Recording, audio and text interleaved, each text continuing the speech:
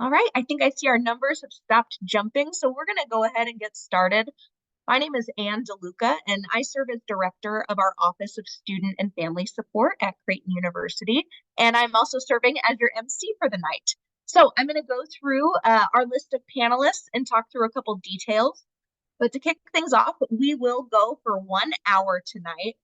But if you have to hop off early, that's totally fine. We are going to be recording this session and we'll be posting it on the Bluejay family portal within about a week or so. So that way you can come back, you can re-listen to some of these great details that our panelists have to share.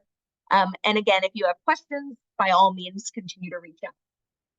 The way that we are going to manage live questions from our audience tonight is we are actually going to use the Q&A function on this webinar. So what I'd like to do right now is everybody who's sitting at home watching, I'd like you to take your cursor and drag it down to the bottom of the screen to where it says Q&A. And I'd like you to type in where you're sitting tonight, like where you're from.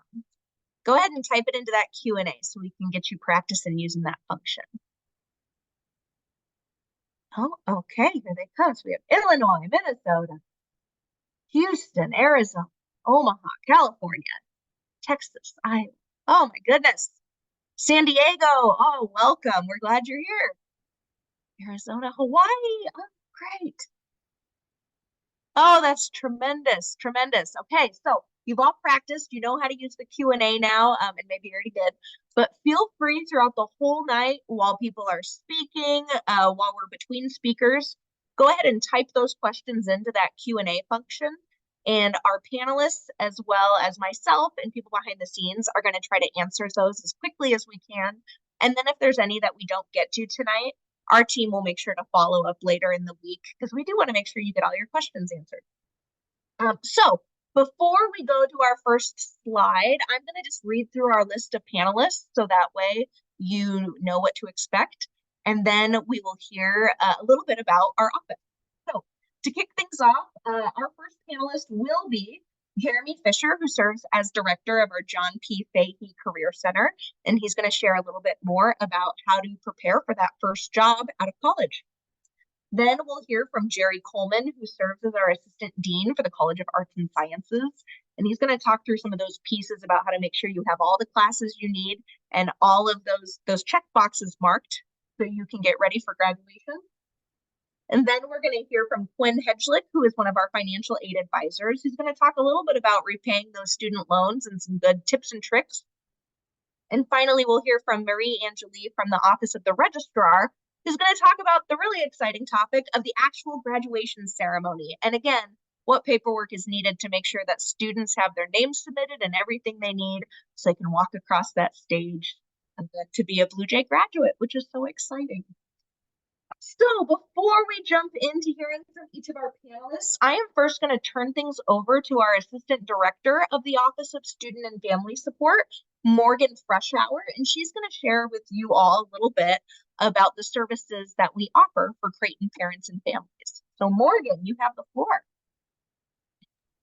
Awesome. Thanks, Ann. Okay, getting over to our slide. Like Ann said, we are the Office of Student and Family Support. I just wanted to let you all know a little bit more about the services we offer and some of the programs we do. So you all should be getting our Bluejay family newsletters that are sent out once a month. You're currently attending a Bluejay family live panel. You can also follow us on our Bluejay family Instagram, Twitter, and Facebook. And if you ever have any questions or concerns or really just need some help and not really sure where to go, feel free to email us at family@creighton.edu. And then we also have our Bluejay family portal that I know many folks, we get you all logged in and make sure you all have the newest updates through that portal. We also have our Success Desk line. If you are needing a question answered pretty immediately, feel free to call that phone number at 402-280-1212. Our little slogan there is, if you don't know what to do, call 1212. So it's easy to remember. But that's a little bit about us. I can kick it back over to Ann to get the webinar going. Great. Thank you, Morgan. And again, this slide, these details will be up at the end of the PowerPoint as well. But again, don't know what to do, call 1212 or email us at family@creighton.edu. Okay, we're going to start things off now. Let's kick it over to Jeremy Fisher, director of our John P. Fahey Career Center. Jeremy, you've got the floor. Thank you so much, Ann and Morgan, and welcome everyone to the webinar tonight. We are very excited to have you, and I oversee all of our undergraduate and graduate career services for the university. So we have career advisors for each college, school, and program. So we have career advisors for our College of Arts and Sciences, Heider College of Business, College of Nursing, even into our professional and graduate school programs. So first and foremost, I would highly recommend if you touch base with your student to make sure and encourage them to definitely schedule an appointment with a career advisor in the Career Center, especially with college recruiting really kicking off in the month of September for the academic year.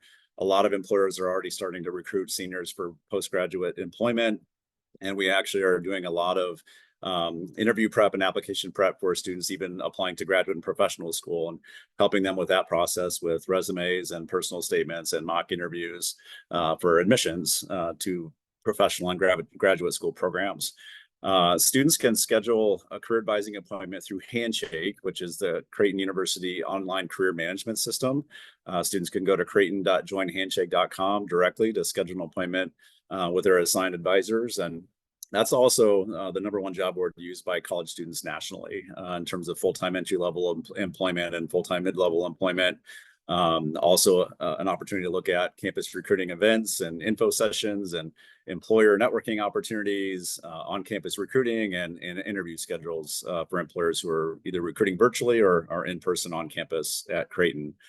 So we encourage to get to know a career advisor to really help discuss and clarify your post-graduation plans. Are you looking for employment, or are you considering applying to graduate or professional school? Where are you at in that process? And we can certainly help you get connected to the right resources to help with searching and applying and preparing your resume and other materials, and then helping you prepare for those interviews, especially with those practice interviews, as I mentioned, to make sure your application materials are as professional as they can be.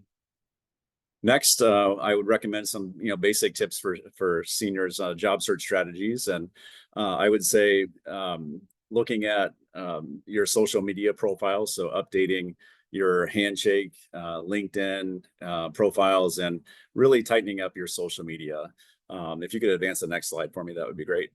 And then kind of focusing on not only your professional profiles like LinkedIn and Handshake, but also, again, your personal social media profiles. So looking at your Instagram, your other social media that you might have, really just doing a deep dive, making sure there's nothing negative in there that may impact your application or your interview processes, as employers often will check and Google candidates that they're interviewing with to make sure that there's a professional, positive online presence, but also to see if there's anything negative or worrisome that they should be checking for in their interviews or hiring processes. So if anything, at minimum, make sure you just set your settings to private, and make sure that you kind of clean up your profiles as much as possible before you start applying to places.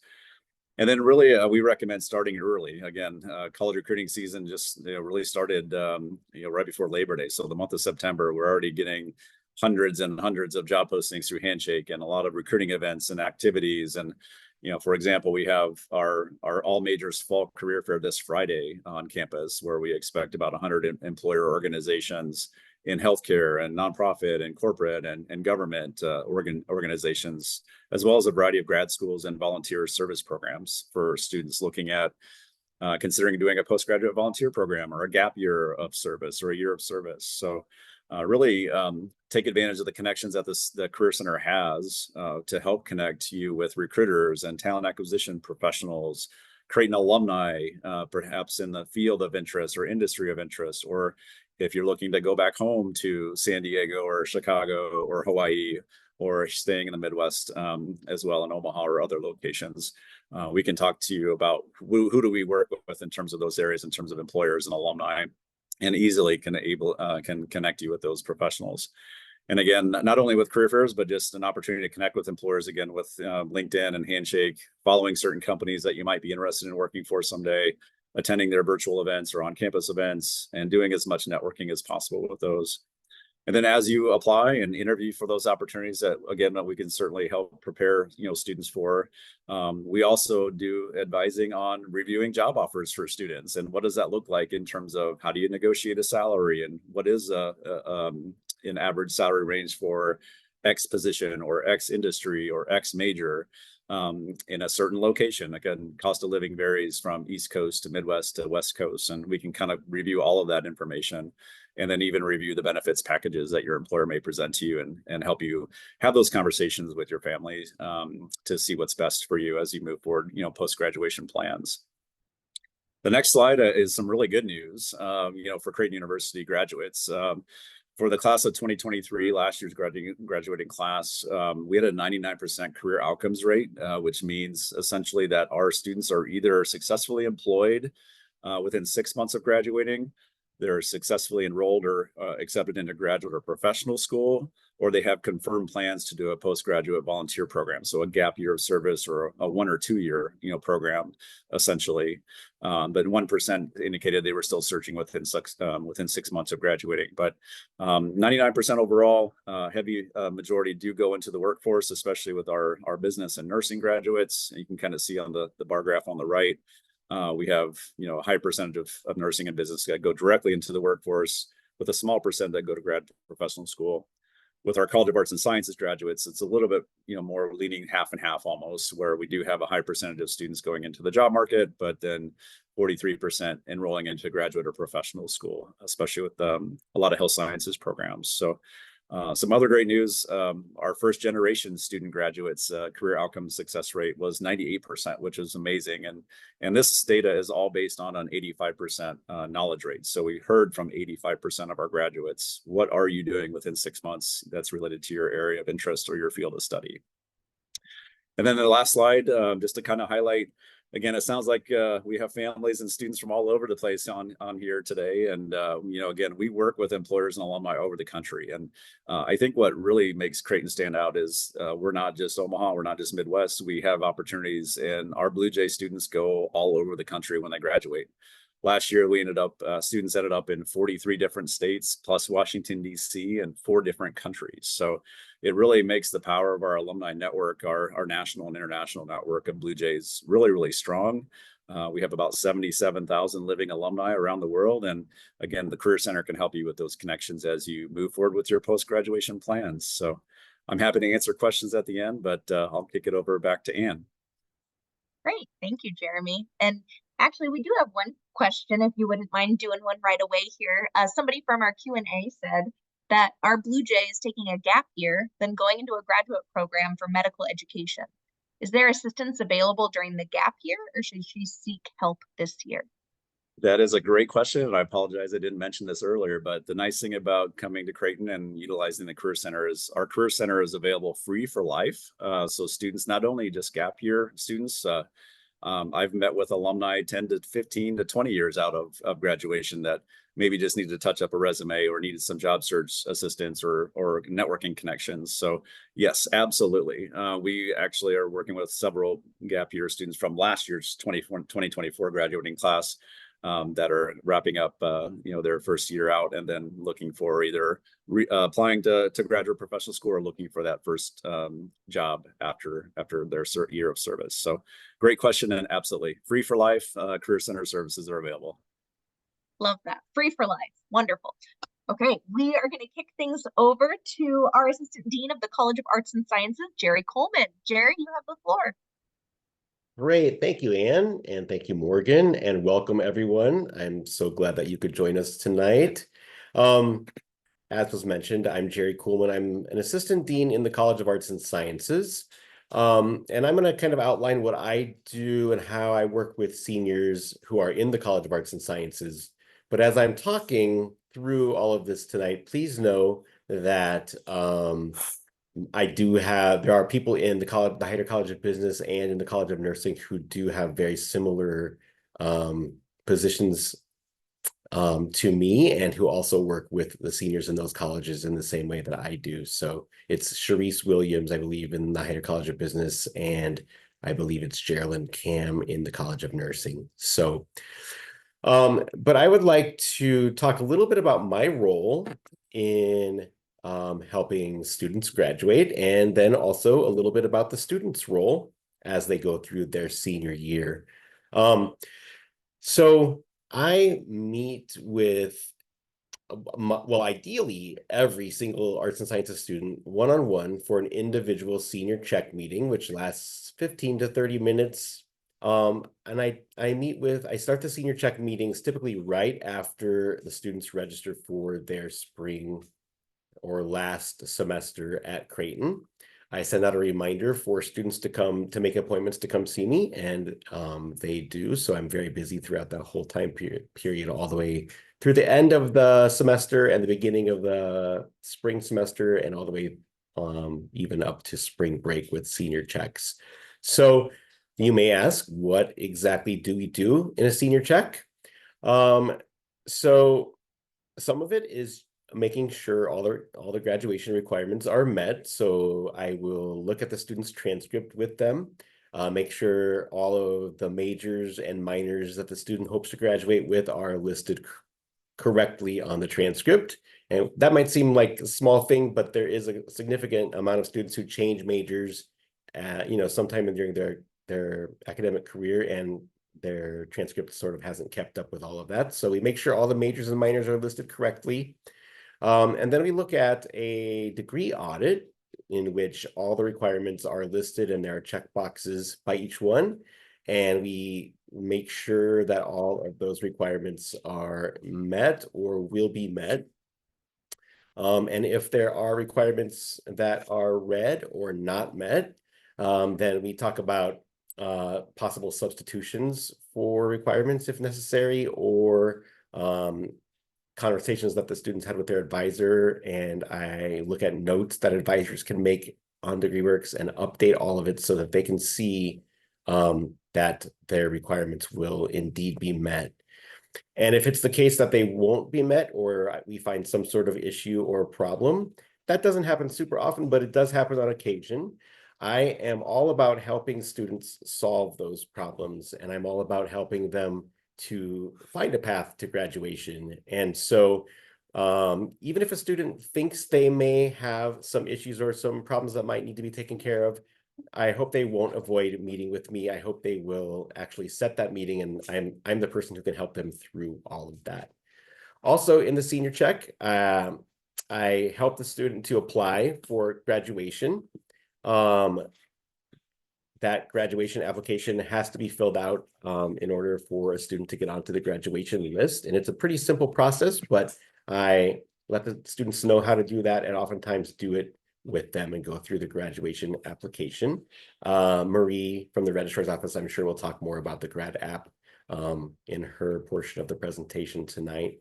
And then a lot of the senior check meeting is also just chit-chatting and talking. Students have been in school 17 years minimum at this point in their lives, and it's a little scary for them to think of that 18th year. What will I do? I've been in school for this long, I don't know anything else. So there's anxiety to talk through. There's a reassurance to give. I try to reassure students that life will be great, things will be okay, and you will have a great, we hope you enjoyed your time at Creighton, but we've prepared you well for what's ahead. So senior checks are really, really, really one of my favorite parts of the job, because I do see so much growth from students between freshman to senior year. So that's the senior check meeting. Also, at the end of the semester, check again quickly to make sure grades are good. And then I communicate with the registrar's office and let them know which students are clear for graduation and which students are not. And then if a student is not clear for graduation at the end of the semester, I will then reach back out to that student and help them find a path to graduation as well. So I'm really all about helping people to ease their anxieties. Yes, your requirements really are met.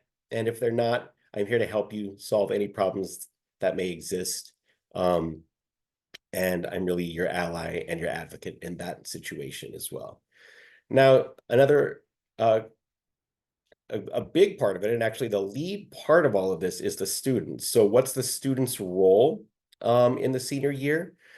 really the student is the lead. The student initiates everything. And the student should, check their email on a daily basis. They're creating email because our email is really our official way that we communicate with students. And if I have a question for a student or something I want to run by them, I will definitely email them about that. So checking email is super important, and then responding to email is super important. Also, students have access to the degree audit, to their degree audit at any time. So I encourage students to check it before and after every registration that they make, just to make sure that the classes that they register for do meet the requirements that they imagine they will. So it's up to the student to check that on a regular basis.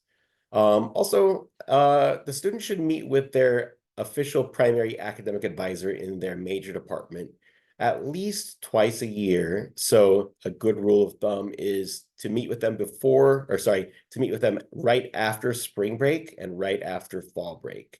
And then beyond that, meet with them as needed. But those 2 points of the year, right after fall break and right after spring break, those times of year are right when a student should meet with their advisor and figure out registration for the next semester, and also just touch base about those requirements.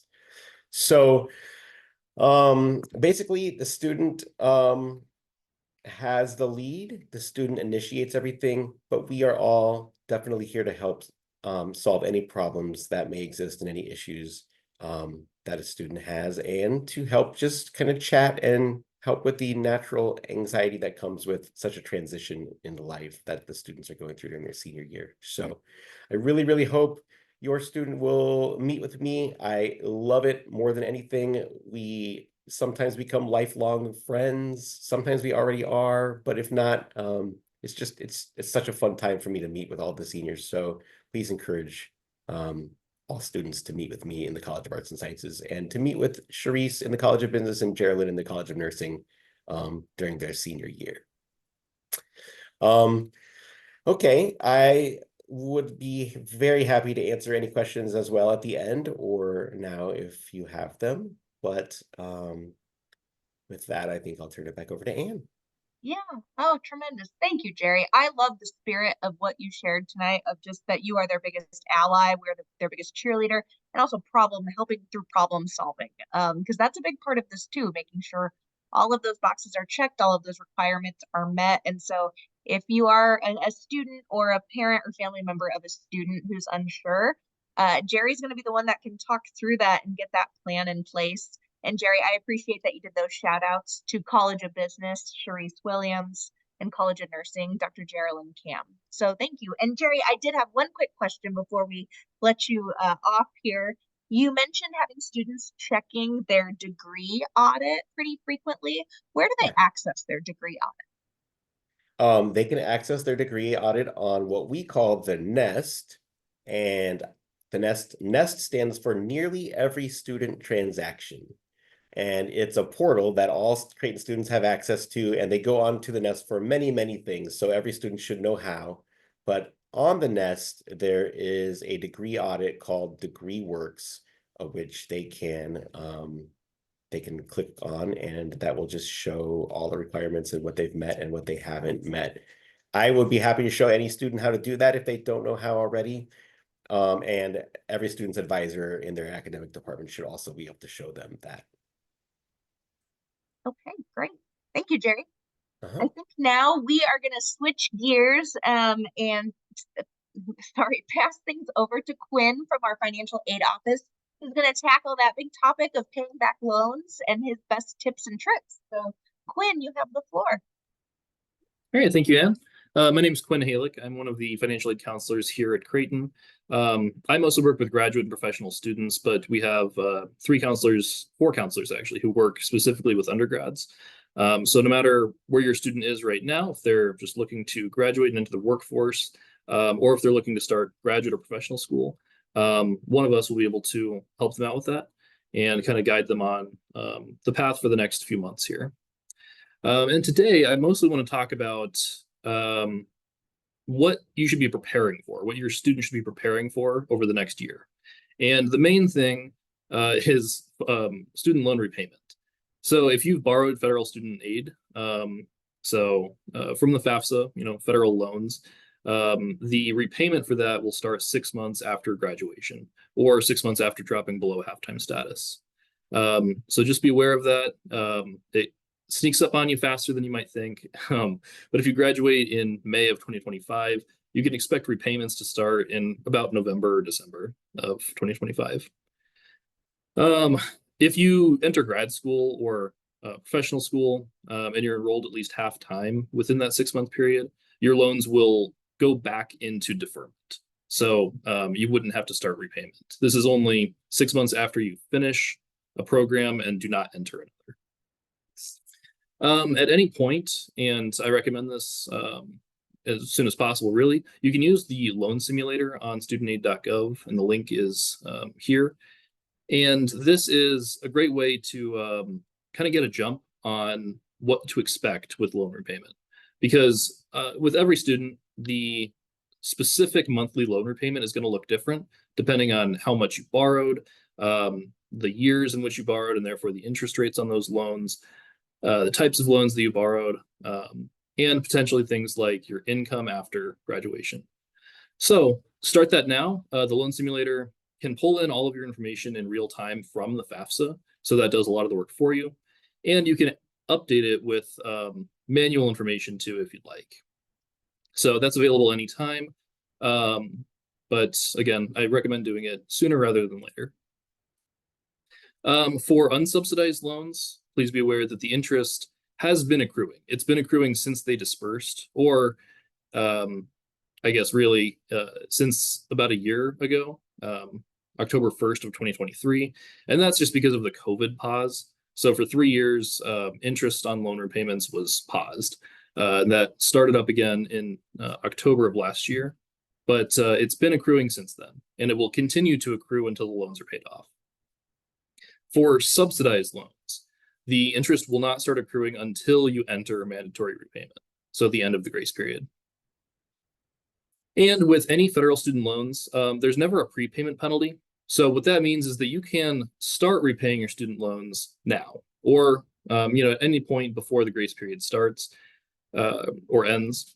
And you can always make greater than necessary payments. You can make more payments than just once a month, and it never hurts you. It's always a good idea to do that. It'll cut down on your debt and therefore the amount of interest that is accruing. And then also one thing to note here too, and it's that disclaimer at the top right. All this information that I'm talking about, this is for federal student loans. If you have private student loans, for example, through Sallie Mae or another private student lender, you'll have to go through your specific lender to see what your monthly repayments will look like and choose a payment plan.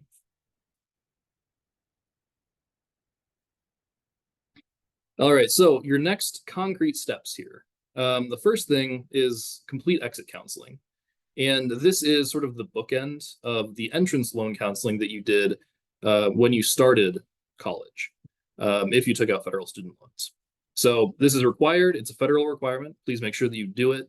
It must be done before the end of your grace period, but you can do it pretty much any time, at least a little bit closer to graduation. I usually recommend that students do it shortly before or shortly after graduation, because at that point, all of your financial loan information is up to date, and you generally, hopefully, will have a pretty good idea of what to expect with employment by then. The more information and details that you have, the more accurate the exit counseling will be. And while it is a requirement, the point of it is to be a tool to help you, just to give you a more precise idea of what to expect with loan repayment, how much specifically you might be paying per month, and also to show you your repayment options. There's quite a few different payment plans that you can select from, and you can start that process now before you actually do exit loan counseling.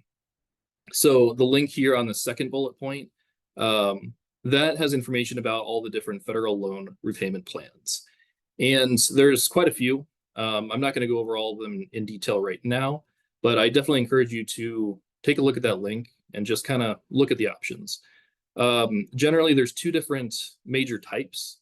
One is called debt-driven repayment plans, and those are where the monthly payment amount is not dependent on your income. It is dependent solely on how much debt you have and the length of payment plan. The other type are income-driven repayment plans, and as the name suggests, that does depend on income. Generally, income-driven repayment plans will have a lower monthly payment, so it makes it more manageable, but you're also going to be paying more in interest over the course of the loan. So just kind of weigh your options. The standard payment plan, the one that you'll be entered into if you don't make a choice, basically, is the 10-year standard plan. It's debt-driven. It basically takes your whole debt plus the expected interest over the course of 10 years and just splits that up into 120 monthly payments. That is actually the best option in terms of paying the least amount of interest over the course of the loan, but it will have the highest monthly repayment. So just take a look at your options. Also be aware that they can change. Remember that these are federal loans, so these are somewhat beholden to Congress and to the Department of Education. So just keep up to date with the news. I'm going to talk more about that on the next slide, but keep up to date as you go through this next 12 months or so. And then lastly, and really this is the biggest piece of advice that I have, is create a budget and stick to it. And you can start that now. Obviously, it'll change once you get a job after graduation. But ideally, a budget should be customizable and updatable. So you can create it now, and then just as you get closer to graduation, as you get a job offer, know your income, have other expenses, you can update that and just include those components in your budget.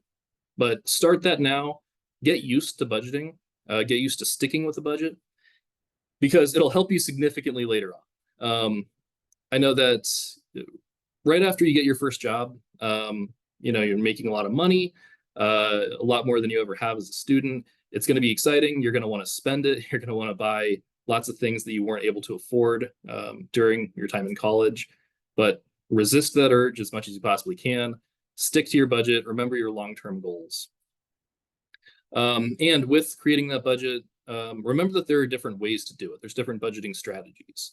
So I've listed just a few here. And again, I'm not going to go into great detail on these right now, but zero sum, proportional, reverse, and envelope are different types of budgeting strategies. And they're pretty different. They're different ways of thinking about a budget. So if you have tried budgeting before and it didn't really work, maybe you kept going over budget, got discouraged and just stopped doing it. That's, first of all, very normal. That happens a lot. But try to approach it in a different way, and that might work a lot better for you.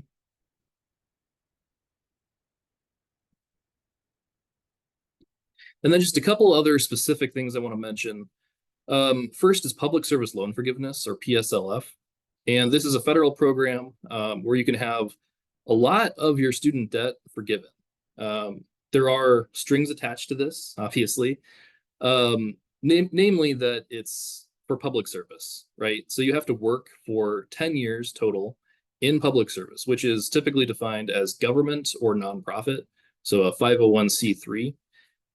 And if you do that and meet the other requirements along the way, and you make 120 qualifying monthly payments, the remainder of your debt after those 10 years will be forgiven. So it's an extremely valuable resource to use, depending on what your career goals are. Obviously, if you're planning on becoming, an investment banker or like a venture capitalist or something, this probably won't really work for your career goals. But if you're planning on going into, any sort of government work, public service, if you're gonna, work at the VA as a doctor, something like that, this is a really useful program. This link has a lot of information on it. I encourage you to take a look at all of that. Become familiar with all of the details, because you want to make sure that you, first of all, qualify for it at the beginning, but then also that you're meeting the qualifications as you go through those 10 years.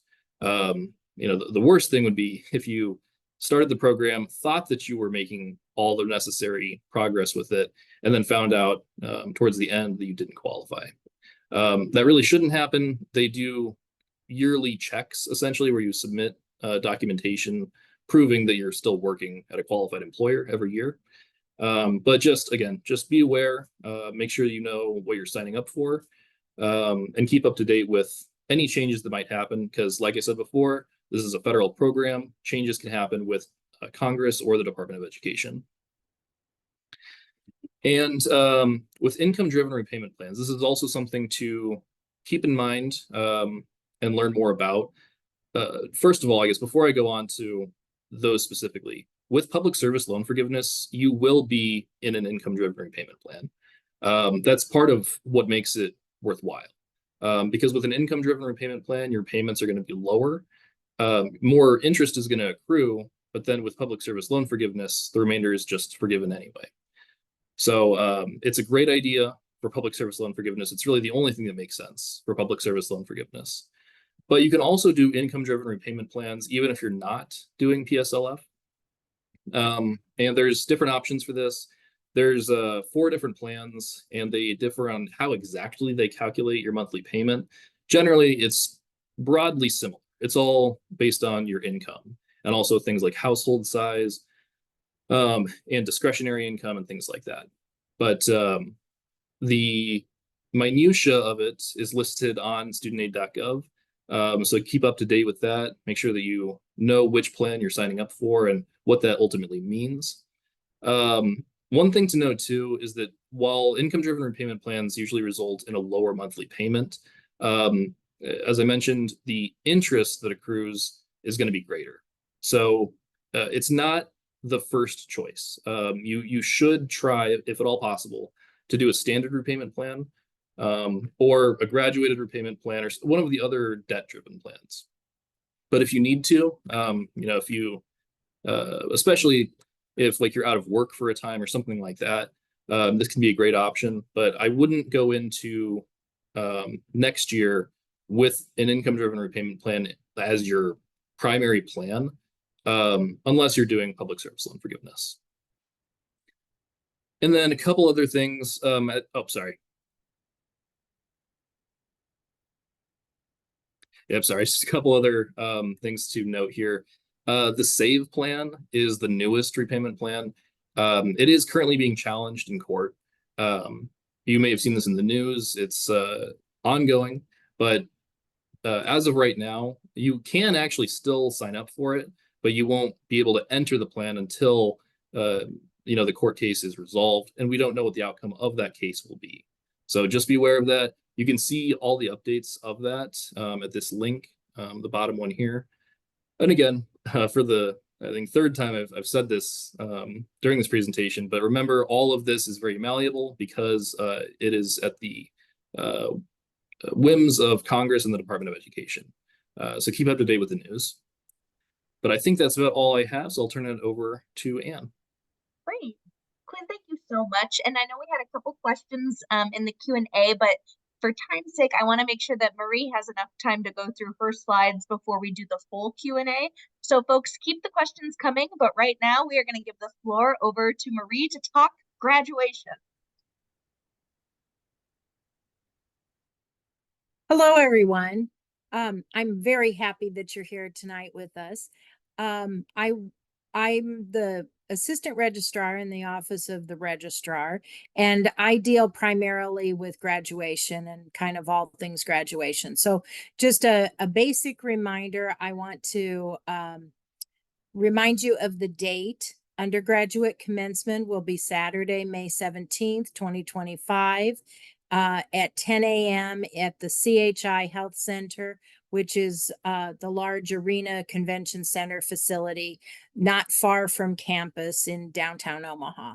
And another significant date to put on your calendars is the baccalaureate mass, which will be Friday evening, likely at 7 o'clock, but there'll be more information about time. And then also I want to point out that a very helpful website that our events team has put together is the commencement webpage. And that can be accessed at the web address below, which is really creighton.edu/commencement. There's a lot of information on there. A lot of times people ask, do we need tickets for the event and so forth? No. But it will talk about, things that you need to know regarding parking, things you might need to know coming to the city. And I know that many families are beginning to plan their trips in and look for hotels and so forth and that. So there's a lot of information on seating and when doors open and all of that kind of thing that will be very helpful to you. And should you need some additional concierge service, I've even been known to point out restaurants to people and that. So we are here to help. Just as Jerry said, we're your big advocates around graduation and commencement, and we want this to just be it's a very special moment in the life of a graduating Bluejay and in the lives of your families. And so anything we can help to do to make that celebration fantastic for you are, we're here to do that. I also want to point out that though the commencement ceremony itself and baccalaureate mass are two big large events, there could also be college events, honors convocations, nursing pinning, all of those kinds of things that happen in the days preceding the commencement ceremony. And your colleges, your children's colleges will share that information as it becomes available. Okay, next slide, please. So to get this all started, every student, as Jerry mentioned earlier, must submit a degree application. The degree application is listed, it's available on the Nest, and the deadline for submitting that is February 15th. Now, I will tell you this, the degree application is currently open. And I also want to point out that the Nest is going through a facelift of sorts here that will be rolling out in early October. So the information I have here is to go to the Nest and then the student tab, and you'll scroll all the way down to the bottom, and it will have degree application and graduation participation options on it. So that's what needs to be chosen. If you get to it before October, which we already have some anxious Bluejays who have already applied for May graduation, and we love that. It's currently on the Nest under student services and student records. So very easy to find. It takes all of 5 minutes to fill out. Basically, the information on there we're looking for is the diploma name as you wish it to be on your diploma. And so one of the things that is really important is that students make that choice. And if you want to make it in consultation with parents and family, that's wonderful. I will tell you that probably over 98% of the students do put a full middle name on their diploma. So that's kind of a question that sometimes people will ask.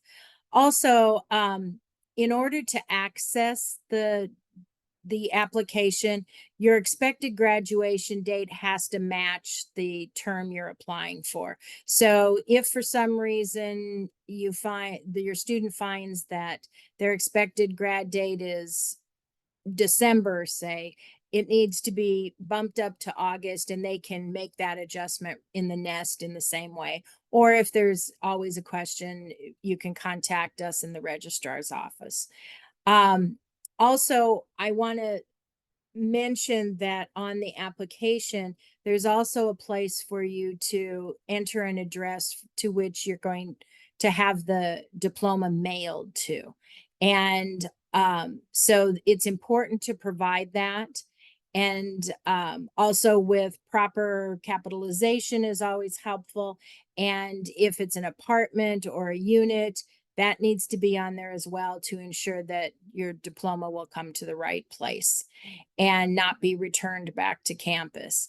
Also note that there is on the application a space for the hometown, and that the diploma name and the hometown, city, state, and nation are printed in the commencement program. So those are just some tips about the degree application.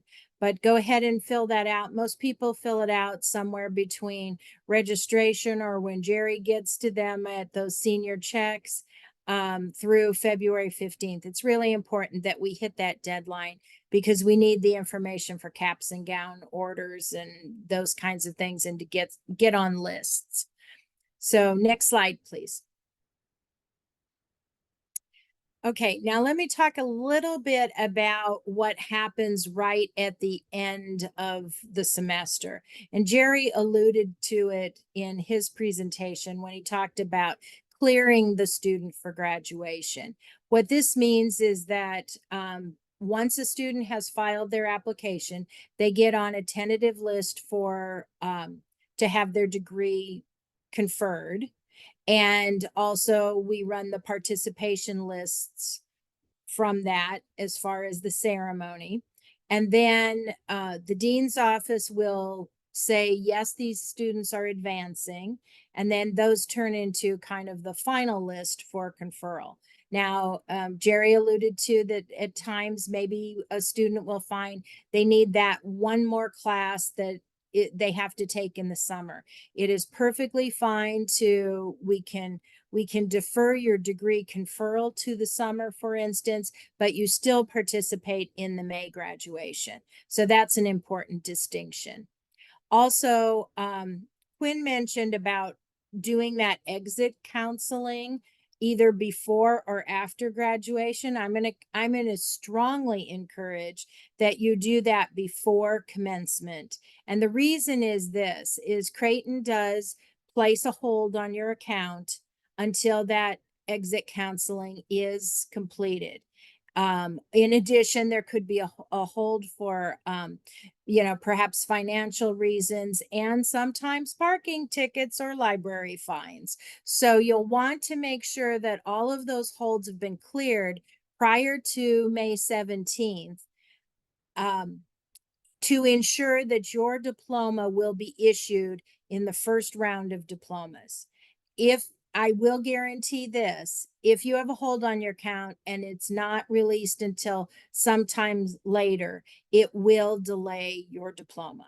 So that can be significant for students who need it for licensure and for other kinds of reasons, not only for framing and hanging in a prominent place in your home.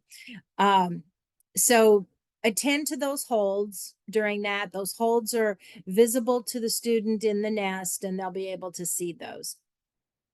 Also, what I want to tell you about is that Creighton last May moved to a new diploma vendor, and we are really, really pleased with the product and the delivery of this new format. Creighton purchases for students a lifetime digital diploma in addition to the traditional paper diploma.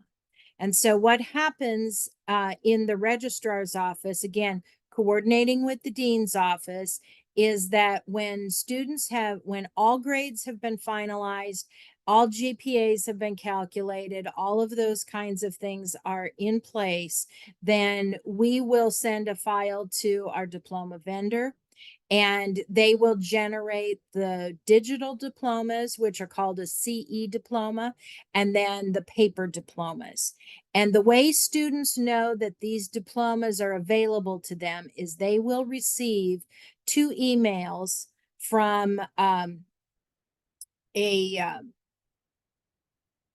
the email address is info@CE Credential Trust. I think I may have that on another slide, but hold, don't move quite yet. But they're going to receive those to their Creighton email. So it is very important that they continue to monitor their Creighton email. And I anticipate that given when grades are going to be finished and when we will be sending that file, the earliest it should be is around the week of June 2nd that students may begin to receive those. When they receive the CE credential mailing, they'll be able to download that.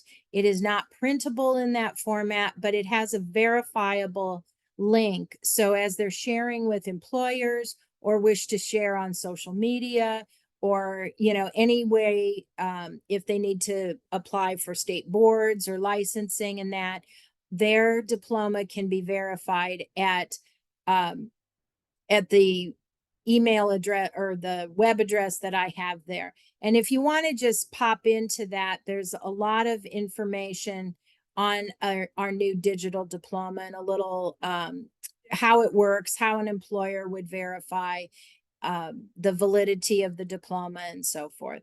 So just one more thing, after the students have submitted their application, I always send an email out to them around probably the 1st of May that's going to say, this is exactly how you've asked for your diploma to be printed, and this is the address to which you said it needs to be sent. So if there's an address change or any of those kinds of things, or a name change there, they put J and they really want, you know, James as their middle name, then we can make those adjustments before the files go in.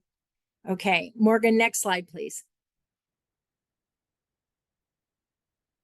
Okay, also around that time, transcripts are extremely important to the students who may be job searching and so forth.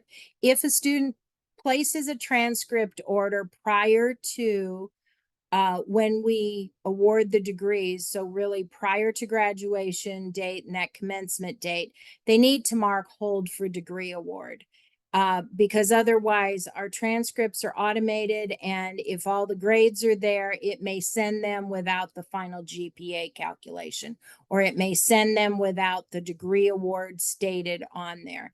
And, you know, most students navigate that just fine. Occasionally there's a couple of hiccups that they're going to, they didn't select that and the transcript went, and there's no other option other than they're going to have to reorder a transcript. Also, for the commencement ceremony, that degree application also captures their sizing for the cap and gown. And Creighton provides the cap and gown for all students who are participating in the ceremony. Gowns are rented and must be returned immediately following the ceremony, right at the convention center. The graduate will keep their cap and tassel as a souvenir. And usually alumni has a little gift for students as well, and that, so any of those kinds of things are of course for our graduating Blue Jays. So if there's any other questions you have along the way, or students need help with the application, feel free to reach out to me. My email is there, or you can just email the regular registrar general box and that'll get funneled to me, and you can always phone me.